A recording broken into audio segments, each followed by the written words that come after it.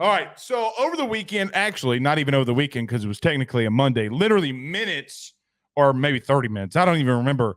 Before the national title was kicked off, Joe, it was announced that Kevin Steele, the Alabama DC, would be retiring.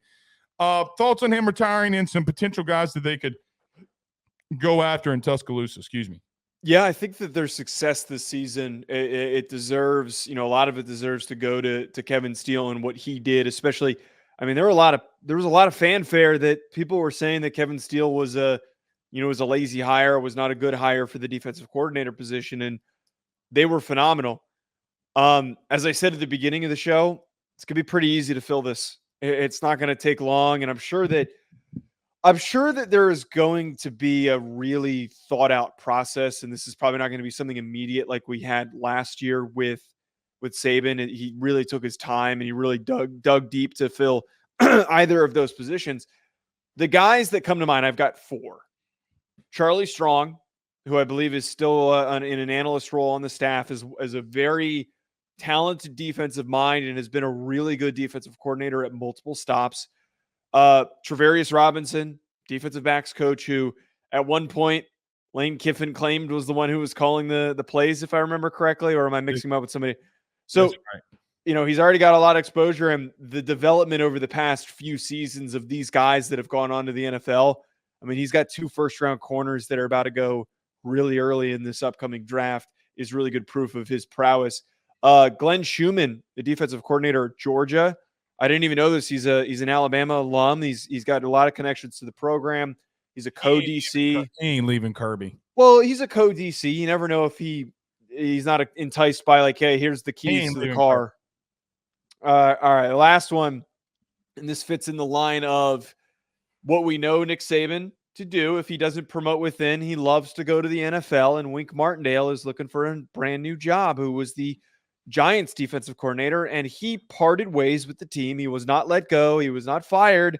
He chose it was best for him to move on because of a cultural disagreement. But the only reason why they stayed in games was because of Wink Martindale. So those are my four. I don't think Martindale would be the one, or like Saban, dictating to him what he's going to call and what he's going to run. I don't necessarily disagree that he would be an option. Have you seen this? A very quick joke. Have you seen this Bill Belichick being the next DC at Alabama? I'm not even going to acknowledge that. I know, but it's just so goddamn funny, to think about that because of obviously their connection. This is not my reporting. I don't know who the next DC is going to be, but I think it was Brandon Marcello of 247 reported that DJ Durkin, the former A&M DC, former Maryland head coach, former Ole Miss defensive coordinator too in 20 and 21. Joe, look, I think even DJ Durkin makes some sense, okay, for their DC role. Look, it's not as if that he's not going to have talent at Alabama, because he's going to have massive amounts of talent. But you know what the big thing is for me too? He had a team in A&M that had the talent and prospects, and he did a lot of things good defensively. Joe, they were a top 20 defense with a very chaotic offense, which probably makes the defense look even better.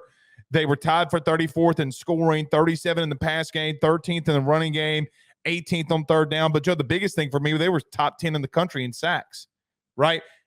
DJ Durkin's a good defensive coordinator. Yeah. I don't think it would be a tailor-made situation for him, because he doesn't really necessarily the guy that goes up there and recruits, and he doesn't have to do that. Him just calling the plays and having the feel of the game, I think it's an avenue that Nick could go down. Does he go down it? I don't know. It wouldn't surprise me on what Nick does. It legitimately would not surprise me whatever he does. Look, how many times are we going to say Saban's replacing an offense or defensive coordinator and him get it right? I mean, everybody questioned the Tommy Rees thing, but that was probably still one of his most questionable hires. And I don't know if the results this year are necessarily I don't think you enough can dictate to quiet it. Yeah, I don't think you can dictate. I mean, look, I got to be real with you, Joe. I thought it was the best year that Tommy Rees has ever called. I mean, considering the limitations that he had, right?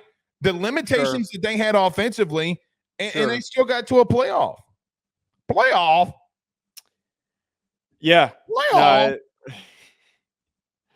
yeah, no, I still think it remains to be seen if Tommy Rees takes that next step as the offensive coordinator. But yeah, no, defensively, there's so many options. There's only a couple of programs in the country, and especially Alabama, that has their pick to steal whoever they want. I doubt that they really go and steal like a sitting defensive coordinator.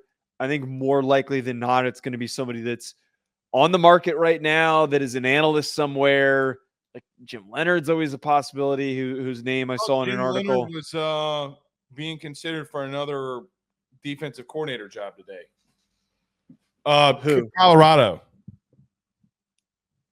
BetOnline remains your top spot for all of your live betting action and contests. NFL, college football, UFC, NHL are all in full swing.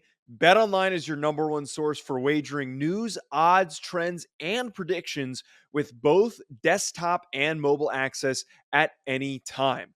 Head to BetOnline today and use promo code BELIEVE, that's BLEAV, for 50% off your first deposit. That is a 50% welcome bonus. Bet online, where the game starts.